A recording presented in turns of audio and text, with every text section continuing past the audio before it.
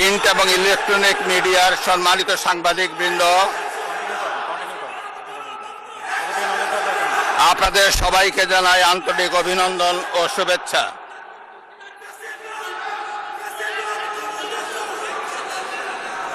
জনাব স্পিকার,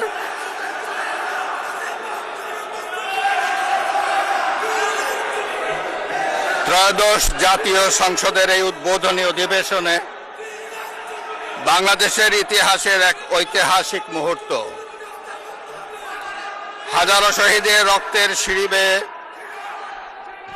দীর্ঘ ১.৫ দশকের ফ্যাসিবাদী শাসনের অবসানের পর একটি শান্তিপূর্ণ, অবাধ, সুষ্ঠু ও নিরপেক্ষ নির্বাচনের মাধ্যমে নির্বাচিত প্রতিনিধিদের নিয়ে এই মহান জাতীয় সংসদের যাত্রা শুরু হয়েছে।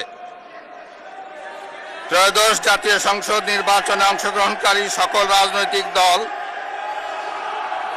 এবং এই নির্বাচন আয়োজনের সঙ্গে সংশ্লিষ্ট সকলের প্রতি আন্তরিক অভিনন্দন। অবাধ, সুষ্ঠু ও নিরপেক্ষ নির্বাচন আয়োজনের জন্য নির্বাচন কমিশনের পাশাপাশি কয়েকজন স্বতন্ত্র সদস্য রয়েছেন।